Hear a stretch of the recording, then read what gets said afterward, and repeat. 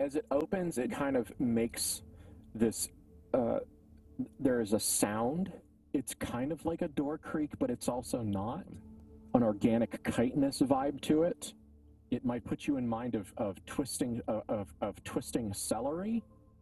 Bethany, it reminds you distinctly of the card shoe cockroach from the first night you were at the Tropicana. Matthew, to you, it is the sound of I'm gonna get gross, and feel free to stop me if I like push past. So I'm just, safe players. It sounds like the peel of pus-filled bandages off an infected wound. Oh, that's right in the mood. Oh man, right in the thematics. Right in the thematic. We have resources that we can use to take over this place, or to destroy it. This place has a really nasty vibe, and you're not entirely certain that you would like what you would end up as should you align yourself enough adequately to bring this place into compliance. I wouldn't want to use it for that. If I was going to try to take over this place so that I could make it into a fucking parking lot. Oh, this yeah. place should not exist. Yeah, Pave Paradise put up a parking lot. Perfect. Like, they have failed at their endeavor and do not deserve to continue it. Mm-hmm. But that is something that is a longer job than what we are doing right now. Yep. Here it is absolutely over that way, down the hall around the corner. It's you can absolutely identify kind of the cosmic gravity of this place. It has gotten thinner as you travel. It almost starts to seem like the hospital is the interface for the illusion. It is the pitcher of the pitcher plant. It is the thing that draws in the prey and makes it difficult for them to escape. A normal person who didn't understand, someone who hurt themselves and ended up on an ambulance coming here, say they broke their leg or something like that, they would have never left. They absolutely would have never left. And maybe even if you couldn't have called Dr. Nolte and gotten him on an overnight flight from Pittsburgh, you might have never left. This place is dangerous. This is a bad place. Mm-hmm. Yeah. Yeah. Yeah. Huh. Enhanced awareness, a good sense of of space. These doors, to be on the other side of these doors is to be in a particular temple. And it is the mindset. It is like, it doesn't even matter where the doors are. It is the matter that you must be on the inside of these fucking doors for the thing to work. We will be in their temple once we cross these doors. Just so you know. Mm-hmm. We'll be on guard.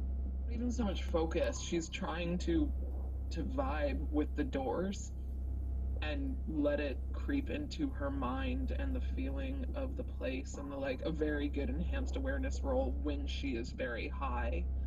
Guard that she had up, she is letting down so she can just feel keys and dirt and... I loved your face, Matthew.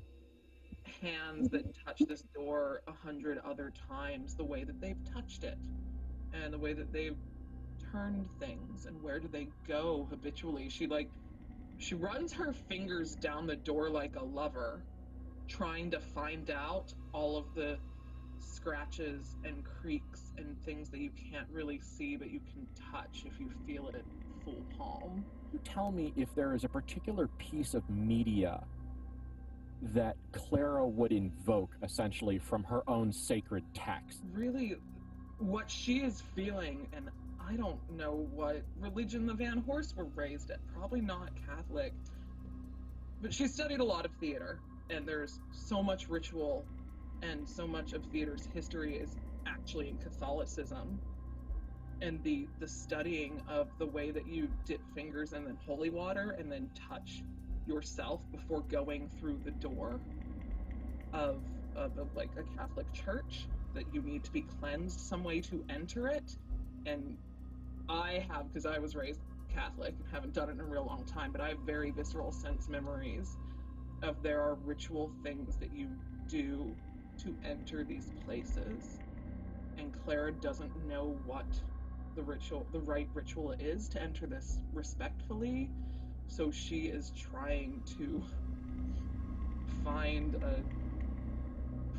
where this very dirty door that has been through a fire and been through not literal inferno but metaphysical hell, maybe, what's clean, what keeps getting used over and over again, what is sacred and what people do here, what parts of the wall do you trace to be let into the secret garden.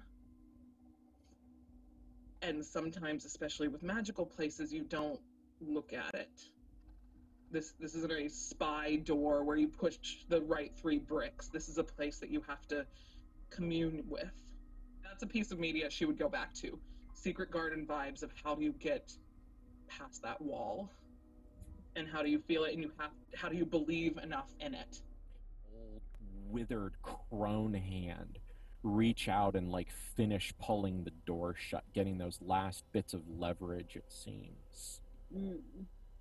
And then the doors shut, and when this inner power strikes the doors, they flake away. But just a front layer, as if they had been painted in thick latex or acrylic paint, and now they have been sandblasted off the wall.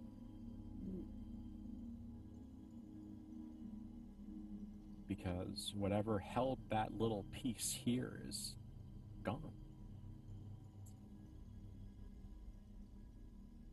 And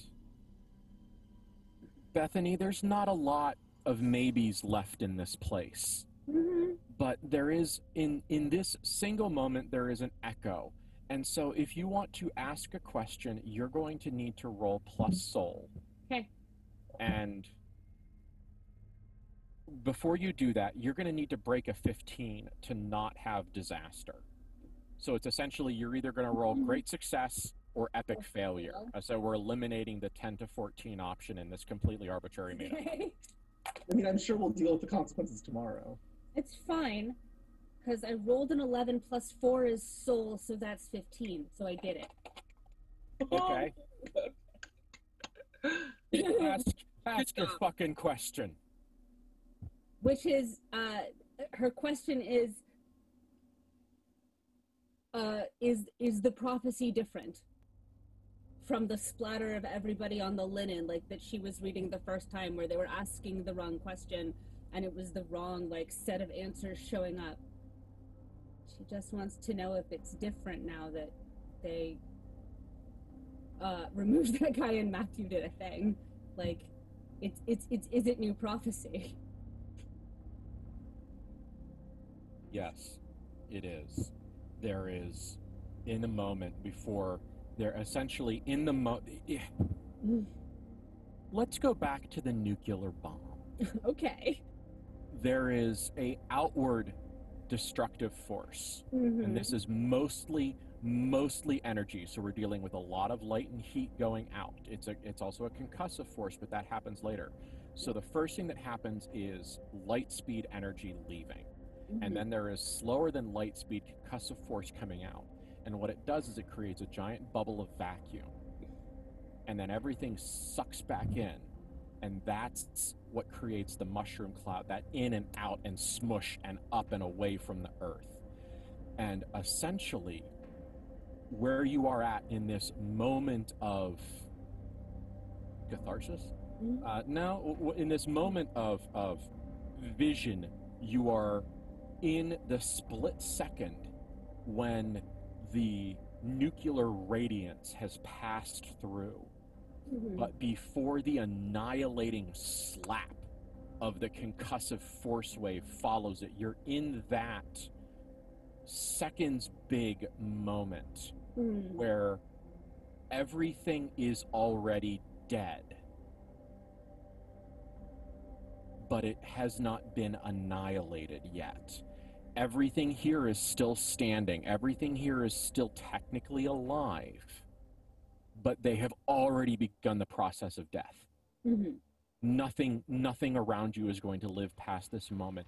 And in that moment, in that split second, you see splashed against all of these linens now, with their billowing and their moving and their changing shape, are after images of the siblings, as if you yourselves were nuclear bombs and burned your own shadows into the world around you.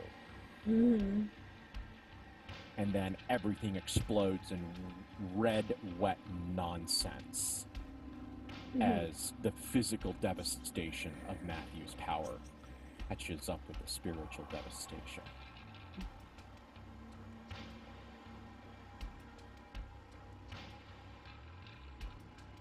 And what is a free human?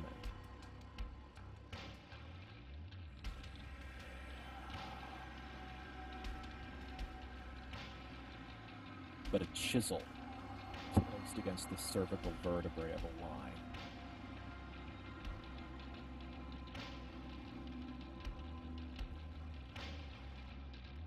You make your way out and go back to the Tropicana.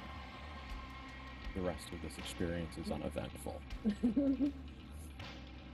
You stop for Whataburger.